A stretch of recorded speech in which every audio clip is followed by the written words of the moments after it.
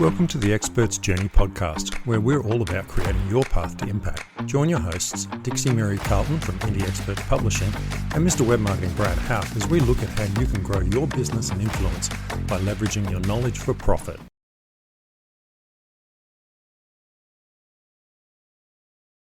Welcome to the Expert's Journey. Today we're exploring a critical topic for entrepreneurs and experts.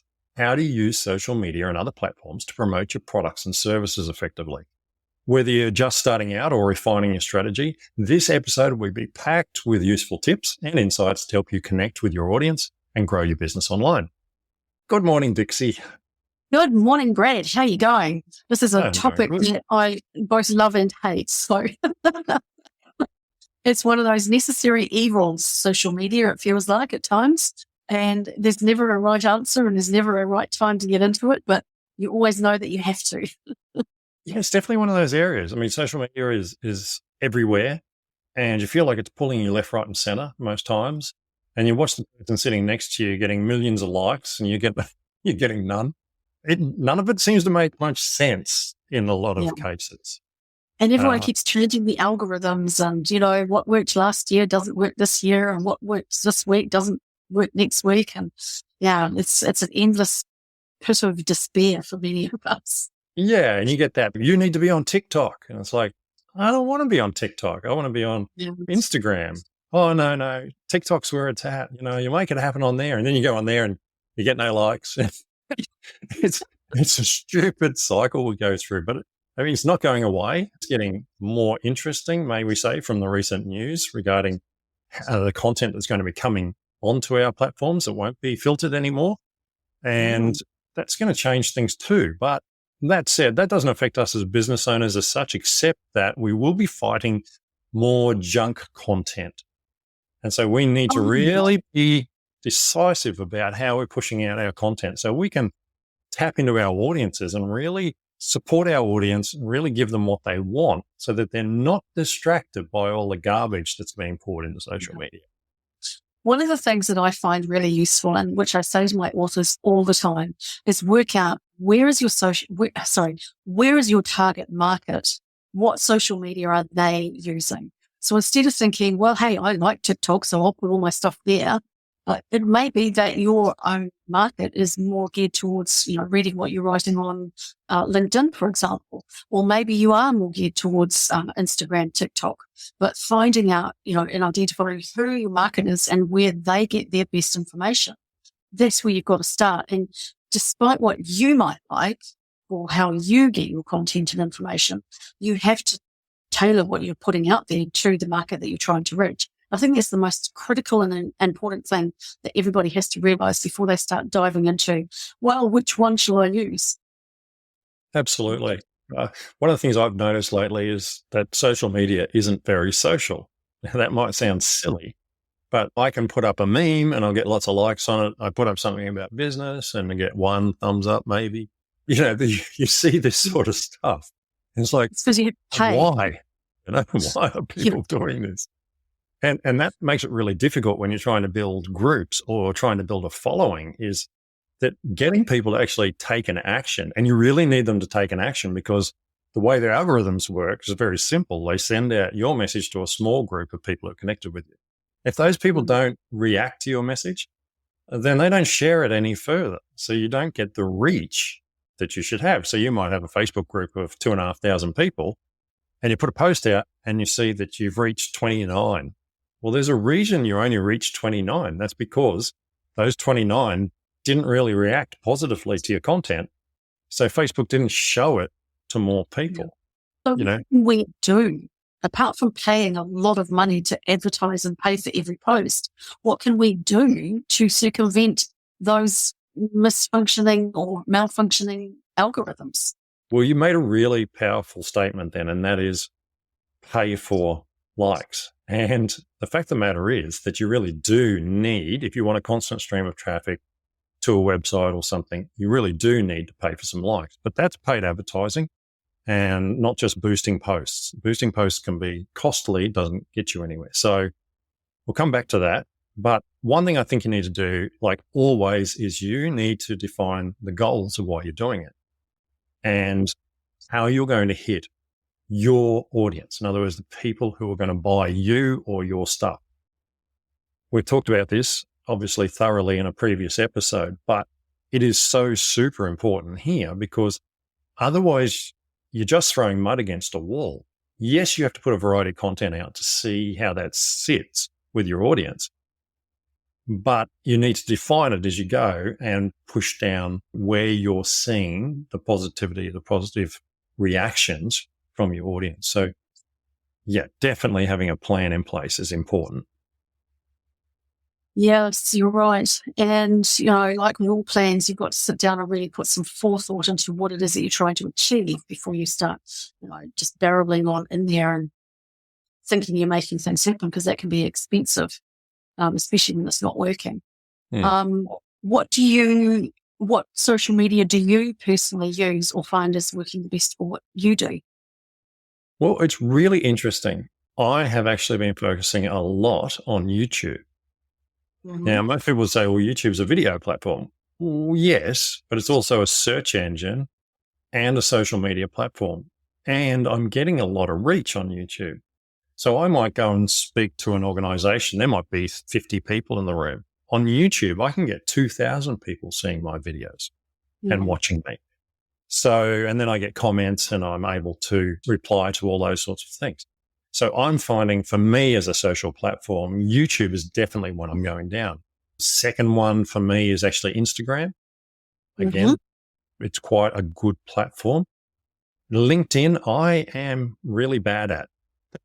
I don't get LinkedIn. I know what I'm supposed to be doing. I kind of understand that.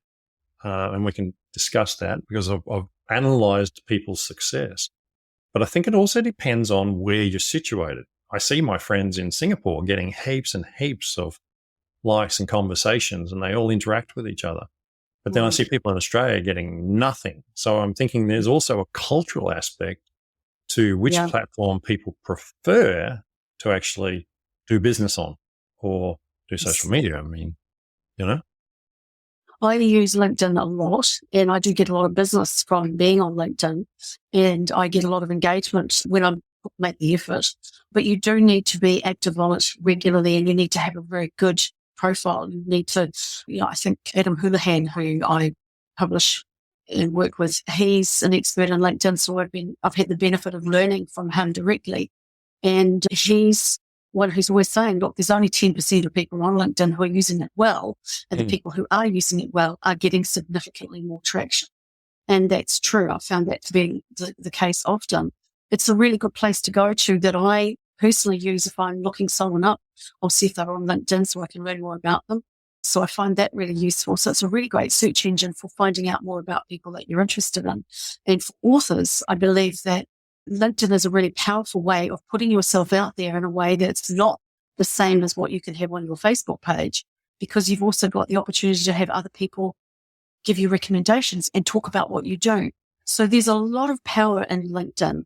What I'm also starting to use now more than anything is Substack, because you can use a combination of audio, video, and text posts and engage more with people who will either follow you as a paid subscriber or as a non-paid subscriber. And there's a lot of similarities between what they do with what LinkedIn is, but it's quite different. And for content, it was something that was specifically set up for content providers, and it works really well for me. But Facebook and Instagram, I just get frustrated with. And now I'm, looking more and more towards YouTube, because again, that video aspect, and I'm noticing how much more I'm using YouTube to get content that I'm interested in, to find out more about what's going on. So yeah, YouTube I'm seeing as being a significant area to invest in the future for what we do. Yeah, it really is. And YouTube has kind of infiltrated everything. So your TV has YouTube, and you can just talk to your TV and it'll bring you back videos. And obviously your tablets, your phones, your desktop, it's everywhere. I have a screen open. So my screen's quite wide. I have 1/3 of my screen is always on YouTube, basically. And 4 other tabs that run there as well, including the weather. But I like YouTube. It's a great place to find information. But being a search engine also makes it really powerful. And one of the topics I'm about to do a video about is actually voice search, because with our new TVs, of course, you talk to the controller and say, I want to see a video about the making of Wicked or something, and it will go into a search. So how you create your content, how you title and describe your content will actually affect how it ranks in YouTube. I didn't know you could do that. Oh, yes. Voice search is a big thing. It's coming. But there's so many platforms and you have to look at them differently. As you said, LinkedIn is very business orientated and getting business, whereas YouTube is very much about exposure and all that. People seeing you who have never seen you before. And then you have the opportunity to help them if they need help. So it's very much more along the Facebook sort of platform style where you post something and people see it and then they can follow you back. I think the key is finding what is working for you and also understanding what works on the different platforms, because every platform is unique. And I think you also have to have a rhythm in how you use the platforms. So, for example, I put out a schedule document that you can use as an author where, over the course of a month, you can say, right, Mondays and Tuesdays or Mondays and Wednesdays, I'll do Tuesdays and Fridays, I'll do LinkedIn. These days of the month, I'll do a celebratory something about whatever the day of the month is, International Women's Day or, Pied Piper Day. Then you can also, say, right, well, on Fridays, I'll do a giveaway and I'll have memes that are constructed specifically to promote my giveaways. I will do a link on certain days of the week or the month to extra content that I might have created and point to my blog posts or my Substack posts. So having that kind of calendar in front of you that says, right, on these days I do this, and this, and these times of the month I do this, and this. And having that as a rhythm and as a guide to make sure that you are consistent on social media is really important. Because if you do it for 3 days and then sort of nothing for 2 weeks, it's almost a complete waste of time doing it at all, isn't it? Absolutely. And look, consistency is a killer. Okay. If you're like me, consistency drives you up the wall. So being able to sequence stuff up front, put 5 or 6 posts in and get them sequenced so they auto post, using the tools that are built into the platform. Facebook has its tools, so does Instagram, etc. Doing that actually can help, but you have to work out what that flow is for you. And you've got to understand that platforms expect a certain amount of posts per day. So LinkedIn, it might be 1 per week, whereas Instagram, it's minimum 1 per day. They're looking for 3 posts a day, for example. And you need to do your research into that and see what the people who are really doing well with this are actually saying. And don't just take one person's point of view, because it can depend on their market. I was talking to a friend of mine who I've known for many years, and he set up an Instagram account and did some fitness stuff in there. So he was just putting up little fitness bits and pieces, and it went ballistic, and he couldn't believe it because it was really a nothing channel. He just threw some stupid sayings and bits and pieces in. But it just happened to be that industry is very much, oh, that's cool. Oh, that's cool. Oh, that's cool. So we got lots of thumbs up. And of course, that then through the algorithm, whereas you might be posting about leadership and you will not get the same reaction. Right. But if you post about leadership and you do reels, and the reels are like nice music and video of someone running and then saying, you can do it, you'll get more positive reaction than if you put a still picture up. So there's so much to be learned about every platform. And, one is reels. Reels are really popular. You've got shorts on YouTube, you've got reels on Facebook and Instagram. And then you'll notice now LinkedIn has started down the video aspect. So video is absolutely killing it on LinkedIn. So we're starting to see that kind of transfer across. So how much should we be thinking about using AI in relation to scheduling our social media and making it work for us? I think that's the hard one. And this is one I really struggle with, because as I love AI and I really embrace the power of computing. But I come to this kind of, fight within myself about, should I just be putting out content or should it be me putting out content? And there's obviously a difference. AI can sound like me and I can let it loose and let it do my posting for me if I want to. Right. or I can sit and write it. If I sit and write it, it's going to take up my time doing something that may not pay off. So should I use AI for the platforms, say like Instagram, where I'm getting no, quality connection? Should I just produce video content saying, hey, you can do it, you're wonderful, I love you, all that automatically, do the videos, post them, send them out, and then concentrate on writing myself on LinkedIn, or what? And I think AI can help you plan that stuff. I think it can help you write posts that you can then customize to your own way of thinking. You can take your book, for example, and feed it in and say, come back with the Bradisms, as you like to call them, and then turn them into pictures. So one of the things I've done is you take Canva. There's a bulk create tool in Canva. You put all your sayings in a spreadsheet, and then you connect that to the bulk create, and you put a background of Instagram post style, and it will create 50 of them for your 50 sayings. And then all I do, go through and change the background picture, change the background picture, change the background picture, end up with 50 sayings. So that to me is a good use of AI, because I got really nice, consistent branding across all of my posts. Yeah. But I still struggle with it. It's still a thing that goes on in my head. I want to let it loose. I really do. I really want to step back from it sometimes, but it's hard. One of the things that we do with our authors when someone's launching a book is we'll go out and we'll make sure that we get comments and quotes from, people in the marketing side of, hey, loved this book. It was the best thing I've read all year. It's great. It's got this in it and I loved this about it, or whatever. So we'll encourage our authors to get those kind of comments from marketing people and their peers. And then what we'll do is we'll take some of those snippets and we'll put those with those comments into a meme, for example, that's got, the image for the book and the comment. And that way they can post that as they're launching their book over a period of a month or two. And every time they get someone say, oh, I've just read this book by such and such, and I really loved this about it, well, we'll chuck those straight into a meme or into Canva and BookBrush and make sure that that is used on social media to help promote the book. And that's a really great way of getting it clear that people are saying things about the book, which also then translates almost directly into sales. So those sort of things can be useful, using social media to repeat and enhance what testimonials people are giving you for whatever service you've done, whether you've just done a speaking gig or a really good job.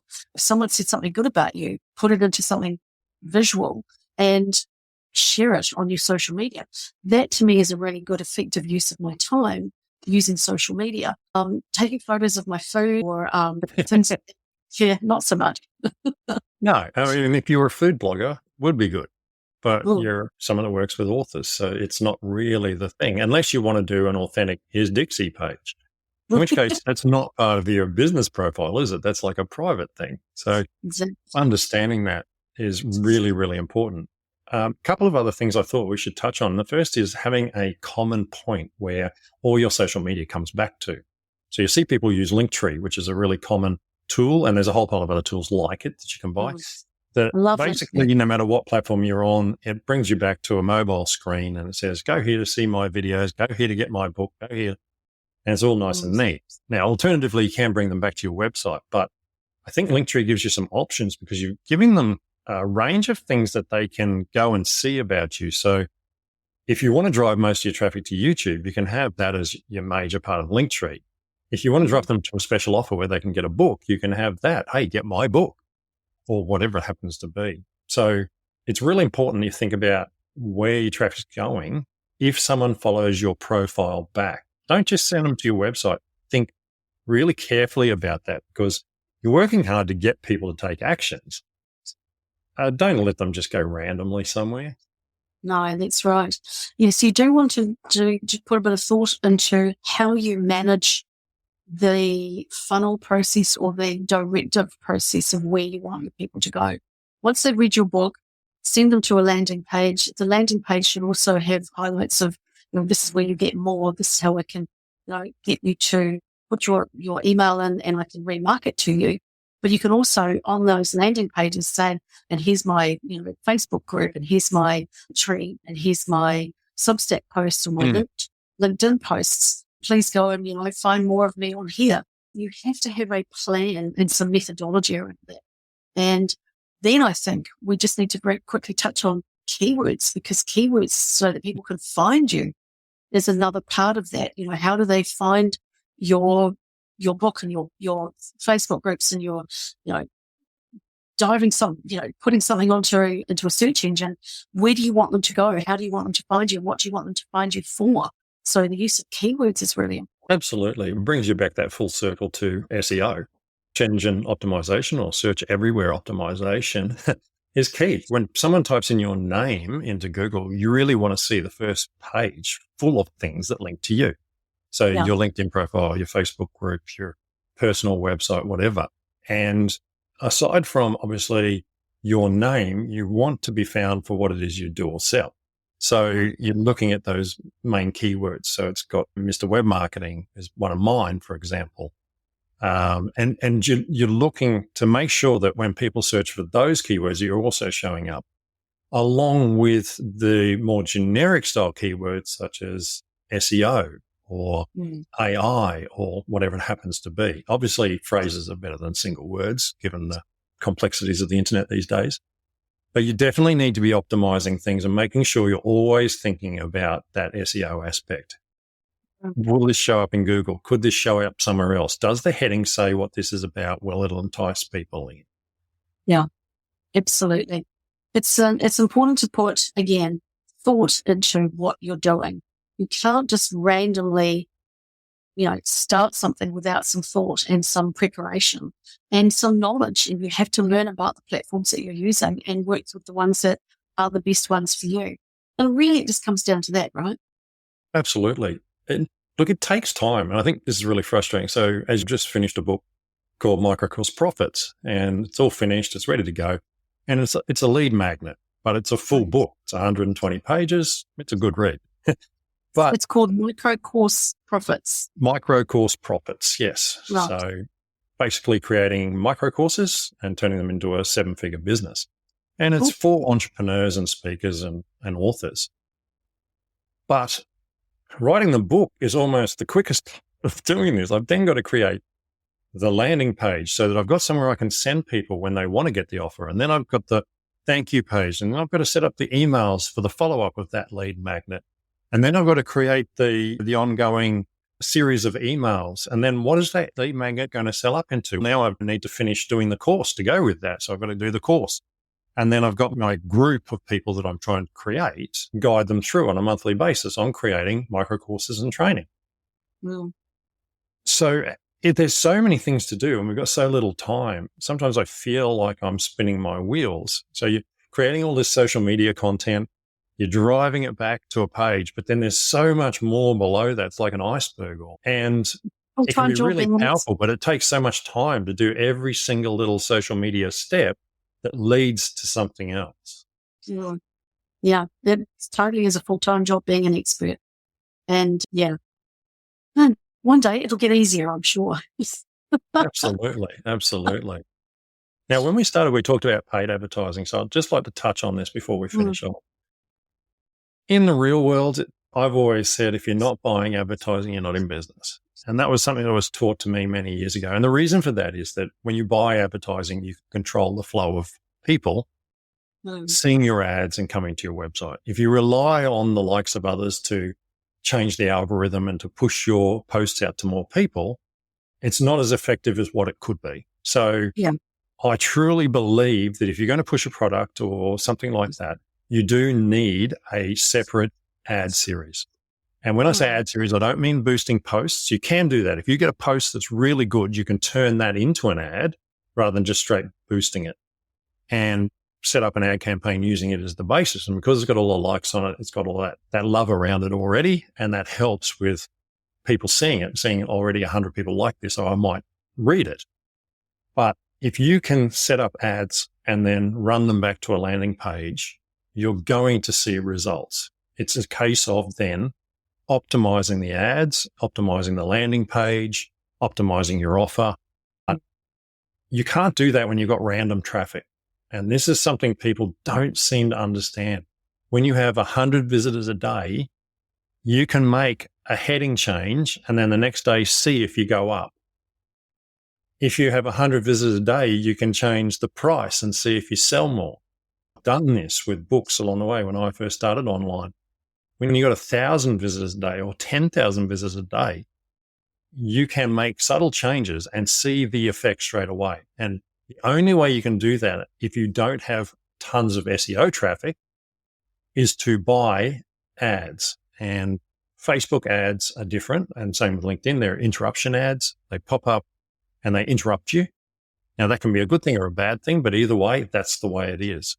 But they can be really effective. The key thing to remember is it's not about boosting posts. It's about a specific funnel that you are promoting. And if you watch any of the experts, you watch all the ads that come up, start to click on them and see what the funnel is, you will learn very quickly that certain people are following certain people. That's the one thing I can tell you. I can tell who's working with who. And the other thing is you can tell who has a funnel in place because, for example, you might be, have a funnel for a lead magnet. Then the lead magnet's a couple of dollars because if people put their hand in their pocket, then they're more willing to actually commit to something. And then there's an upsell on that. You can get this, but we'll give you the audio version as well for an extra $10. And then that leads into a series of emails that leads you to a bigger course or to private coaching or a private chat, even a free chat. You need to think about how you're doing it. So advertising on social media can be extremely effective, but again, you must start with the end in mind. You must build that funnel and you cannot waste those visitors. Don't just send them to a random page. That is complete waste of your money. Yeah. Send them somewhere specific where they have to take a specific action. Good points. Yes. So it's the randomness of anything that will be the. So yeah, the big thing we're seeing at the moment is an ad that takes you to book a chat. Like that's the number one at the moment. They're cutting out all the stuff in the middle and they're going, look, I can help you do this. Choose a time. Let's have a chat. Yeah. It's very clear, and that's happening a lot. So direct. Have a think about it. Even if you're putting $10 a day in, at least you can guarantee a certain amount of traffic. That's like getting in front of 10 people every day or 100 people, depending on how much you're paying for your clicks. And if you know who your target market is, impossible to guarantee any other way. Yeah. So again, you've got to know who your target market is and what your end game is. Oh, absolutely. Always comes to that, doesn't it? No, for sure. Well, that's been really, really insightful. And I better go and check out your YouTube stats. Oh, yeah. I'm working my backside off at the moment trying to put together these funnels. So I totally understand why everybody gets caught up in the doing work when there's other things to be done. Absolutely. Yeah. Okay. Well, thanks for joining us today. Yeah. If you've enjoyed this episode about doing all these wonderful things on social media, be sure to like, subscribe, and share. And if you need help writing a book from your fantastic ideas that are stuck inside your head, please contact Dixie at indieexpertpublishing.com. And if you need any help at all with SEO, ads on Facebook, whatever it happens to be in the area of digital marketing, please book a free chat with me at mrwebmarketing.com. We really appreciate you tuning in and we look forward to having you in our next episode. Thanks, Brad. One thing to add, if you want extra downloadable checklists and things, we're now putting them onto a landing page, mrwebmarketing.com/download. Yes. So sometimes when we're talking about these things, we get into, hey, you could do this A, B, and C, or, checklists, etc. We're putting those into that page now as well. So yeah, keeping you empowered and educated about the expert's journey and the whole landscape that you're traversing is part of our mission. So we'll see you next time. Absolutely. And we'll continue to grow that page as we go forward.